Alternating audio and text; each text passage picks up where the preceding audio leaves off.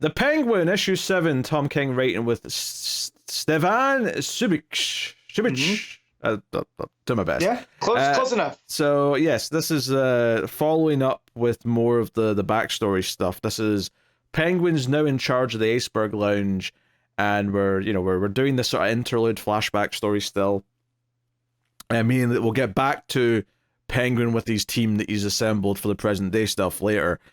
But this is very much about how he had a working relationship with Batman in those early days, and how he had to try and basically circumvent the reputation because people kind of noticed that he was seemingly getting let away with stuff. So ultimately he says to Batman that he has to like convince everyone else that we're not working together by also taking him in and arresting him and putting him in Arkham, and that's kind of how he ends up with the look of the Penguin and the name. He's I have to be a colorful character. I have to be like Riddler or Catwoman or whatever. I have to be larger than life. But much like all the other issues, this again is told from the narration of other people who are in the scene with them, and some of them are quite funny. The first one, which is this like gangster henchman that comes in, and Penguin wants the contact information for what turns out to be the Help. This is where he sort of first interacts with him. He stabs this guy in the neck, and I love that it's his narration, because then his narration just sort of goes neck, he, no, how, I heart. Like, it sort of like breaks up after he gets stabbed, and I thought that was quite funny in a dark way. So for a hot second, I forgot that was the gimmick of this book, right? Because I read so many books, I forgot, and I was like, I had to go back and read it. I'm like, wait, this is not the Penguin that's getting stabbed. Why? I'm like, oh yeah, the Penguin isn't narrated once. So, not once. No. Yes, and then it made a lot more sense, and it was darkly funny. Yeah. So yeah, and we get a little bit of Gordon working with Batman. This murder of this henchman, like the knife, like Batman gets the knife, he's analyzing it for anything, and he finds fabric on it, which eventually leads to someone else. But it comes to see Penguin. There's this whole song and dance where he knows Penguin's lying, and Penguin knows that Batman knows he's lying, but he's not been able to prove anything that Penguin did something. But we obviously know he did just murder this guy by stabbing him in the neck. So it's showing how good he is at even playing Batman. Even when Batman knows that he's being played or suspects that he's being played, he can't quite figure out what Penguin's doing. So it makes Penguin feel like a formidable foe in that sense. In fact, by the end of the issue, one of Batman's lines in the narration is, all these years later, I still wonder sometimes, was I playing him? Was I using him? Or was he using me? And that's kind of the core question that this issue gets up to.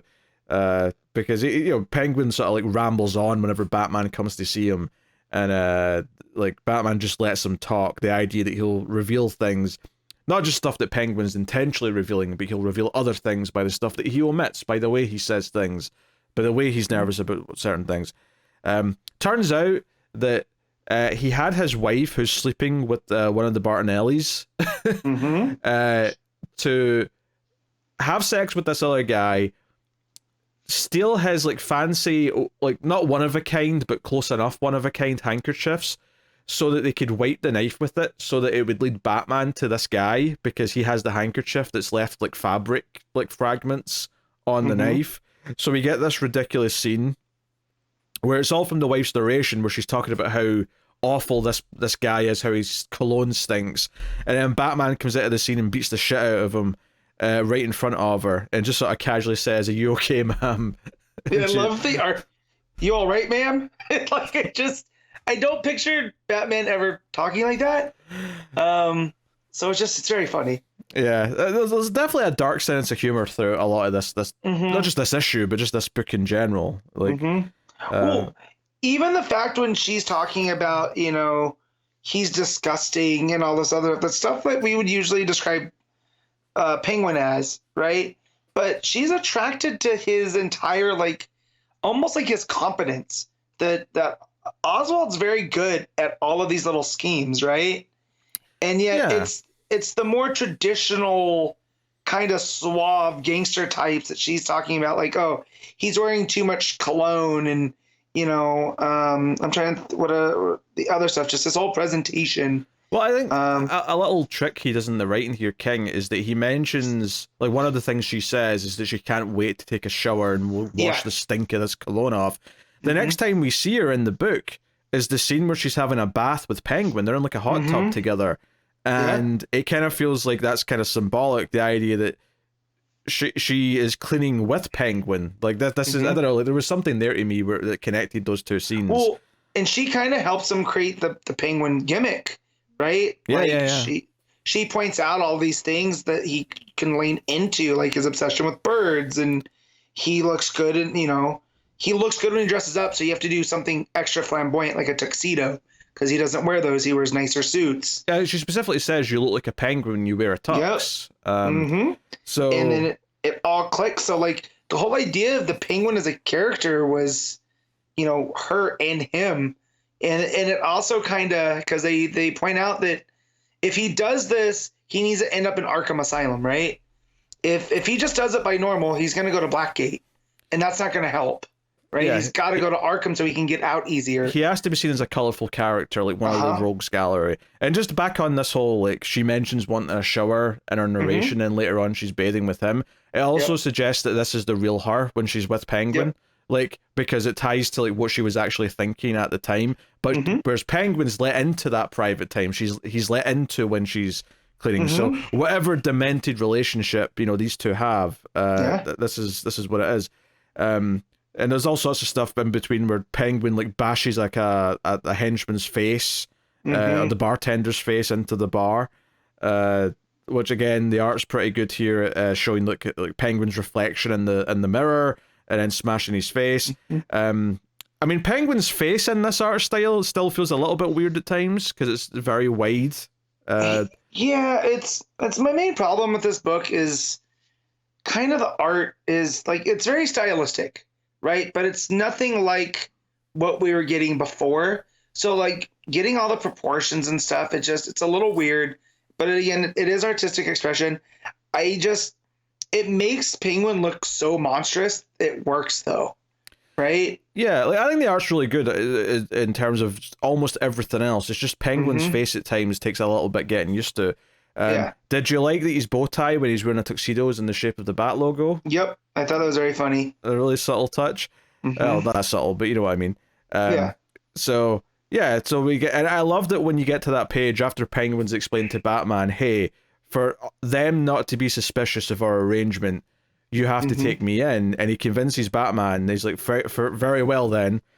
We get a full page spread of the Penguin attacking Batman. This show that they're putting on for this fight for the world to see. And I do like that the art here is kind of different, and Penguin does look more like a cartoon character as he's lunging at Batman. He's like, he's not Oswald Cobblepot right here. He's the character, the Penguin, for the purpose. Like he's wearing a monocle, right? Like, yeah. But he looks more demented. It's like the contrast to that though is in the next page when you see him sitting in the straitjacket and he's just back to being like dead-eyed, like just staring straight ahead. It really presents this picture that the Penguin is this character he puts on in this interpretation. It's a little bit different to other versions of Penguin, obviously, but this is definitely King trying to put his own stamp in the character. For sure. But the big thing, though, is that the reason why I wanted the help. So there's a scene in the middle where he goes to the help, and it's actually the help that gives him the recommendation that he can kind of tell that, like, your reputation is hurt right now because it feels like you're safe when everyone else isn't. So he's actually the one that inspires the Penguin to, like, do this whole thing with Batman where they have to make it look like they're enemies. Like, well, not that they were pretending they were friends before, but the idea that, you have to also take me in sometimes. You have to actually put me through what the other villains heat's go on, through. You know? Like, they're putting it together that, how come you never get pinched? Yeah. But this help stuff is actually, he's been hired for a job, and when he gets hired in the middle of the issue, we don't know what it is. By the end of the issue, the help's back, they're in the car, and he's basically describing how, and this is in his narration, about how this was a tough job, how it was much more work than he thought it would be. But basically what Penguin asked him to do is trace who paid for the Iceberg Lounge. When it was taken away from Falcone. Or whoever it was, who paid for it and gave it to him, right? And obviously there was levels of like disguise here, but ultimately the help has been able to track down who the person was that actually paid for it, and the final panel is just a note saying Bruce Wayne. So I don't know if they're getting to the idea that Penguin's actually known for a long time that Batman's Bruce Wayne, or if they're going to do something else with this next issue. But there must be at least one more part of this flashback story before we get back to the regular stuff. I still think this is very good. I think the craft is very strong. I think the narration gimmick is still super good, and the way it sells who the Penguin is this mysterious figure who's not, because I think the thing you do by having the Penguin be someone who never narrates himself and it's always from someone else's perspective. We've talked a lot since issue 1 about what that does for the story, but I think the thing that I'm really realizing here, especially now that the story is getting into this idea that he puts on a front of this character who's not really who he is this idea that by only ever giving us him from other people's perspectives, we're playing into this idea of them not knowing for sure like who he is. Like some of them might get him better than others, and this idea that what they think of him might not be the reality of who he actually is, and it's only because we're getting all these different perspectives that we're able to actually piece together who he might actually be. There's still some room though for some surprises, but I think that's what that third person narration is doing for the character. It's giving it that mystique of like, is this really him in the moment, or is this just the Penguin like character? It adds to that presence of the Penguin, right? It's his reputation precedes him, and we see how different people react to him. Like the guy that he stabs with the switchblade at the beginning, just going in there because he's not expecting any of that stuff to happen, right? It's just like, oh, Cobblepot's calling me in. What does he need? There's no like there's a respect there, but there's nothing that would suggest like, oh, my life's in danger. But we're also seeing now throughout the story that reputation is something he's constructed. Or at least now he's constructing it. He's realizing he wants to have a specific kind of reputation. So that's interesting. And also, he obviously kills that guy at the start because he doesn't want anyone else to know about the help. He's like making sure that's like there's no ties to that character. I do like. I know it wouldn't be a Penguin issue without that, but I would like to see at some point King do a one issue of the help on this adventure, because the stuff that he describes, I would love to see. Because I think out of all the creations that King's given us, the help's up there for me. Like I loved him in Killing Time. Or is that what it's called? Yeah. Killing Time. Yeah. I loved him in that book. He just is a character that stuck out. To have him come back here, and then more of the St. Clair character too is like when we saw that how nervous she makes the Penguin, right? Like he wasn't acting like himself, and now we see the beginning kind of that relationship, because she knows who he really is, right? Like, which I think probably in turn explains why he's so nervous with her in the present day stuff, because she's one of the few people that maybe he has been vulnerable with and being openly honest with. So that's enhancing this story, and that in turn is enhancing future stories. So that's all very good stuff. But I think the biggest complaint I would have here is that as good as this and last issue where this like flashback story is, it's not as good as the ongoing main story. So it's a little bit lesser to that, but still very, very good. It's just not quite as amazing as the other stuff.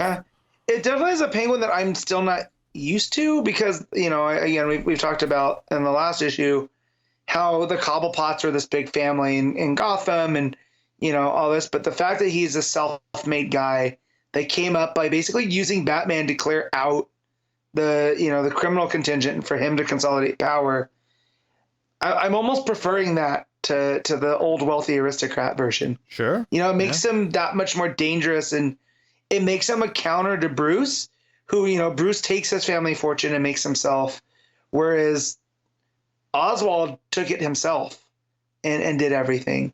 So it adds a whole layer to their relationship as well. And I love when the Bat villains can reflect on Bruce a little bit. Well, I think it makes sense that Penguin's not physically a threat to Batman, but the idea that he may be outthinking him in ways that Batman is too arrogant to suspect most of the time is quite interesting. But as I'm sure we'll find out though, as the story goes on at the present day stuff, and we see him interact with Batman a bit more, because we started off with that tease of them going down in the Batwing right back at the start of issue 1. Mm-hmm. I do wonder if we get a sense of like, at some point Batman did realize that Penguin's actually dangerous and killing people and has to be taken care of. Like, I wonder when that working relationship maybe broke down.